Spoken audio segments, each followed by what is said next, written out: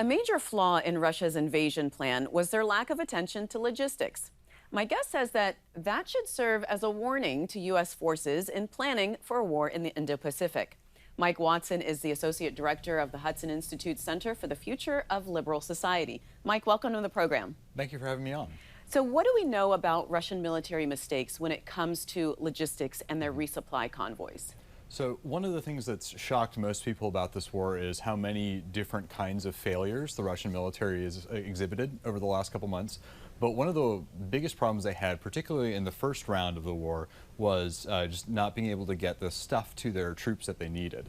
So part of that was that they're very dependent on railway systems, basically just because it's a very large country and moving anything around by truck is kind of a nightmare, right? And it turns out when they started invading, they realized they didn't have the right equipment to get fuel, ammo, food, and things like that to their troops on the front line. And the Ukrainians were very clever about exploiting that vulnerability. One of the reasons why you had that 40-mile long convoy that just more or less stopped for several weeks is that they just couldn't move their stuff after a while because they couldn't get things from the back of the convoy to the front. And it's ended up being one of those kind of little details that if you miss it, it ends up having a huge outsized impact, and it's caused huge problems for the Russians. So let's talk about lessons for the American military, learning from that. And let's start with fuel requirements. How vulnerable does that requirement make American military forces in fighting so far away from home as in the Indo-Pacific? Yeah. So, part of how kind of warfare works now is that you have a little bit of a rock, paper, scissors component to it, right? So, in our case, most of our submarines and our aircraft carriers are powered by nuclear reactors that are on board, and so they can go for a very, very long time. But in the case of an aircraft carrier, right, if you don't have like other ships around to protect it from enemy submarines or enemy aircraft or whatnot, then that aircraft carrier is actually not very useful. It's just kind of like a very expensive target. Basically for aircraft carriers, they maneuver around in groups with other ships around, and those ships need fuel. And we haven't made the investments we should have probably over the last couple decades to make sure that we can get our people what they need. So the military projects that it needs 86 tanker ships to move fuel around the Pacific. We're nowhere near that. Right. Yeah, I think we're at 9 or so that we own, and the current backup plan is, once those 9 ships have been assigned, to start renting out other fuel tankers that, do other stuff for other countries. And this makes a lot of sense in a war where the other guy is going to just kind of wait for you to show up and hit them, like the invasion of Iraq in 2003. I question how viable that strategy is going to be if we're asking people to sign up for a gig where they're going to be on a large target full of flammable things that your opponent's going to try to sink. So you recommend that the Navy uses the U.S. merchant fleet. How would that work? So basically, merchant shipping right now is a very, very low margin endeavor, right? So it's going to cost something.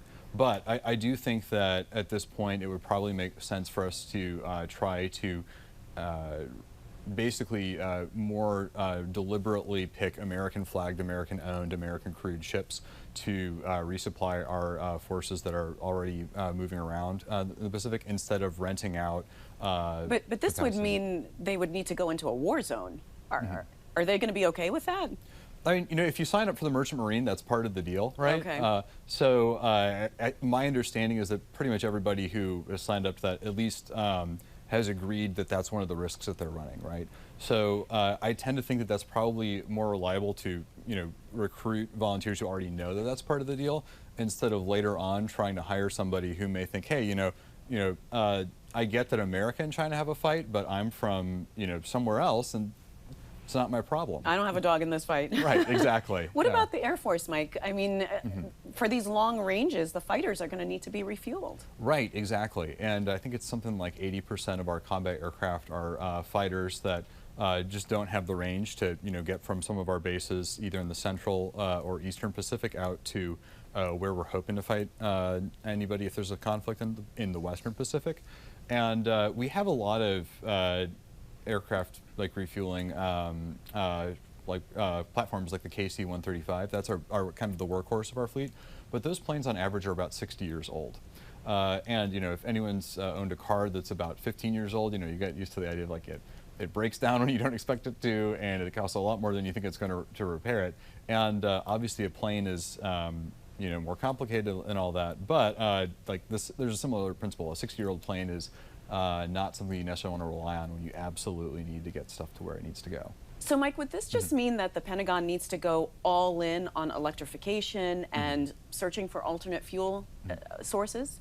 I think that that's something that we should continue exploring, right? The problem right now is that, so if you think of electrification, batteries right now are just not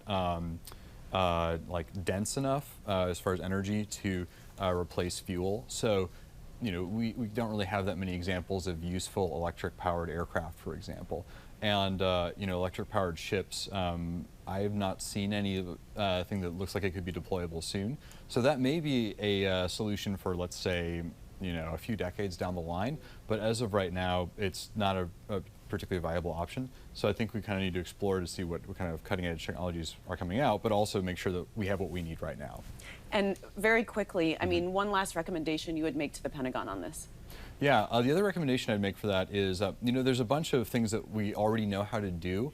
They just cost a little bit of money. So some of that is, better protecting the fuel supplies that we have in the Pacific from aerial bombardment or whatnot.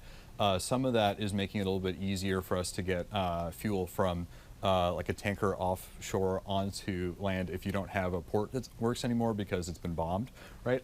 So there are some things like that that I think with a little bit of investment we could probably make a lot better. All right, Mike, thanks so much for coming in. Thank you for having me on. Thanks for watching. If you enjoyed the video, give it a thumbs up and subscribe to our channel so you don't miss out on any future Government Matters interviews.